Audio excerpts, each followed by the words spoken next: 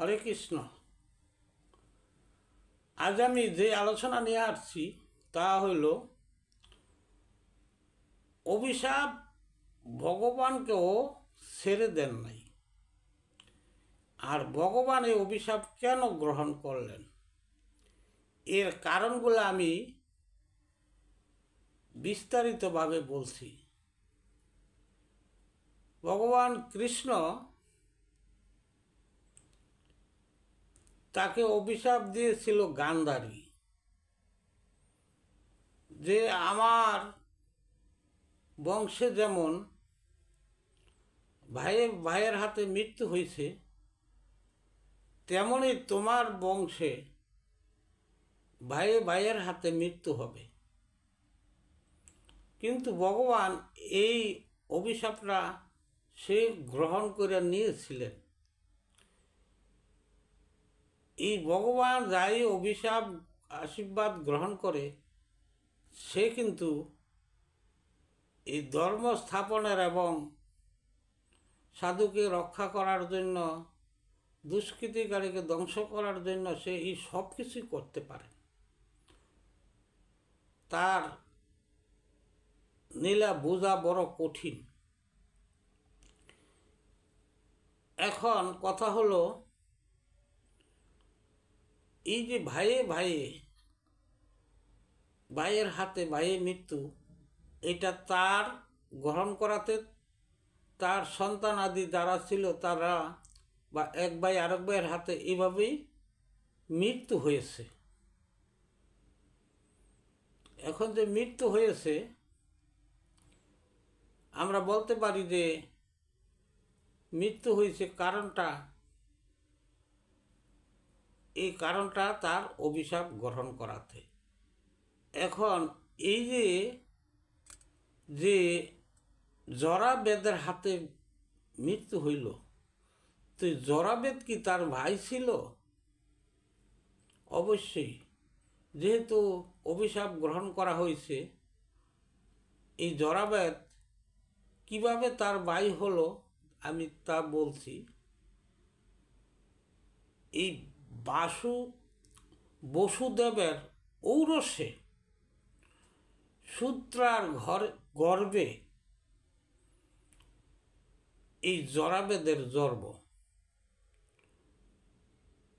শূদ্রা মানে দাসী বা যাই হোক, এর গর্ভে জন্ম হয়েছে।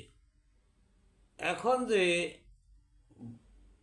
এই বসুদেবের ঔরসে যেহেতু জন্ম হয়েছে, সেই হিসাবে কিন্তু সে কৃষ্ণের ভাই।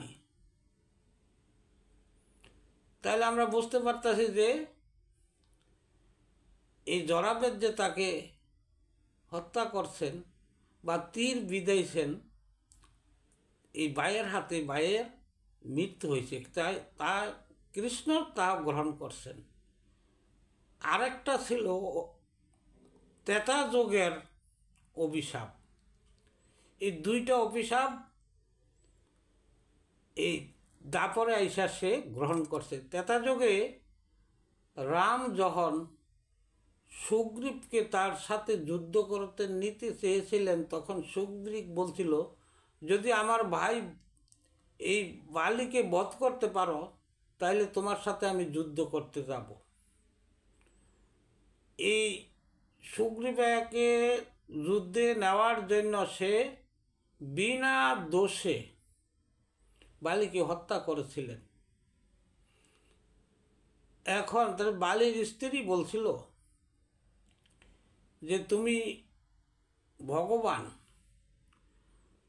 ভগবান হয়ে আমার স্বামীকে কেন বিনা দোষে হত্যা করলা?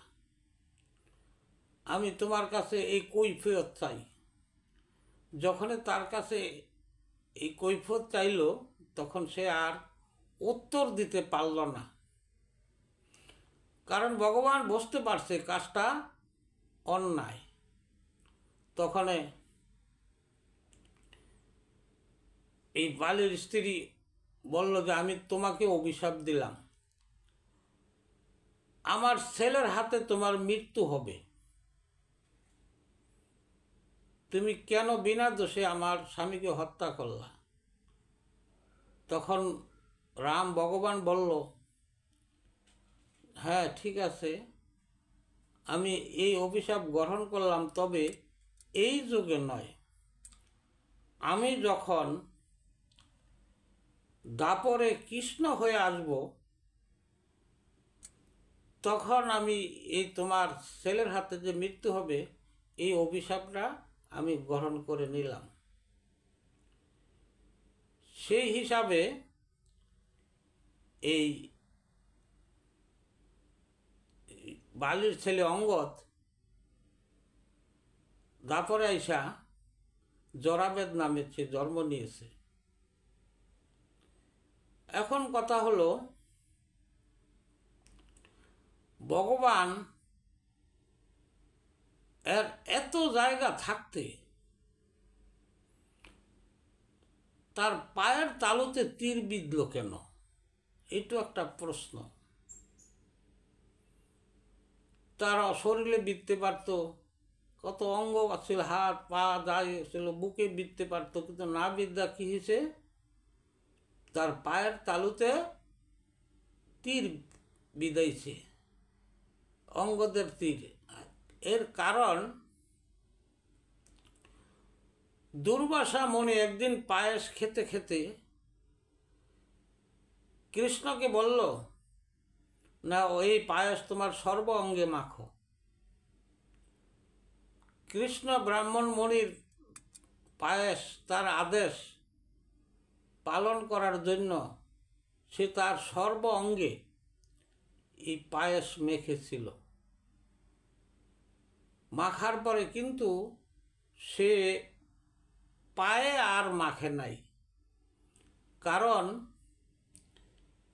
এই যদি ব্রাহ্মণের উচ্ছিষ্ট প্রসাদ যে আমাকে মাখতে বলছে, এই বস্তু যদি আমি পায়ে মাখি তাহলে আমার অপরাধ হবে, এটা মনে করে সে আর এই পায়ে আর পায়েস মাখে নাই।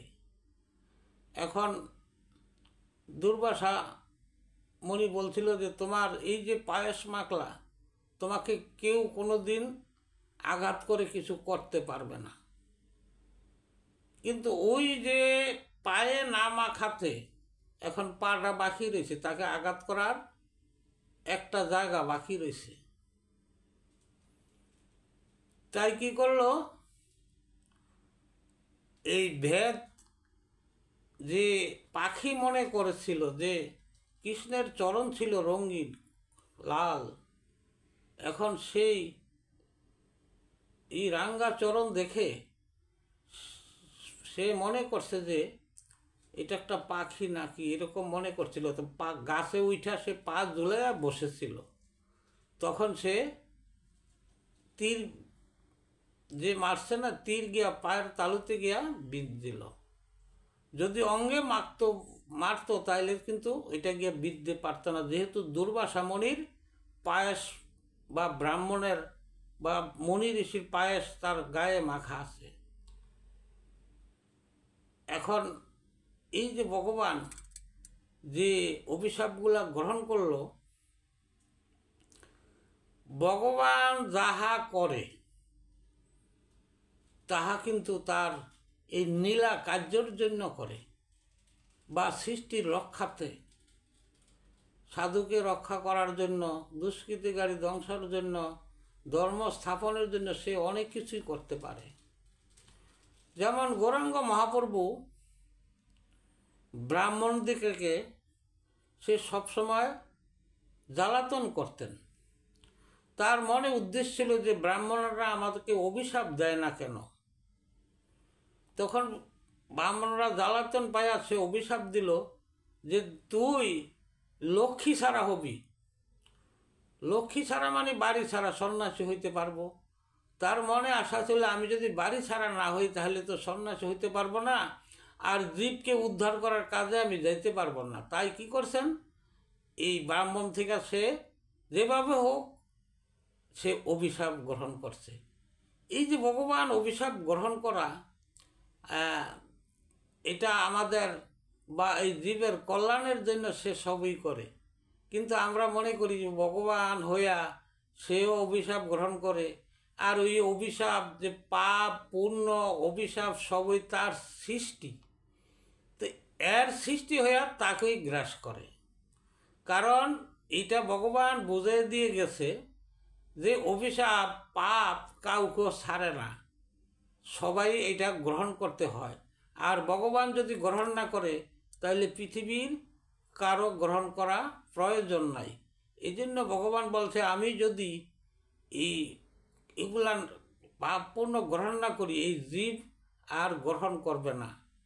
যাই হোক, হরে কৃষ্ণ, আমি আজ যে আলোচনাটা করলাম এটা যদি কোনো ব্যতিক্রম হয় আপনারা আমাকে ক্ষমা দৃষ্টিতে দেখবেন। আমি যাহা বলি শাস্ত্র ঠিকই বলি। এখন যদি এইটা বলার মধ্যে অনেক সময় একটু এদিক ওদিক হয়, তো যদি এদিক ওদিক হয় আপনারা ক্ষমা দৃষ্টিতে দেখবেন। হরে কৃষ্ণ কৃষ্ণ কৃষ্ণ হরে হরে, হরে রাম রাম রাম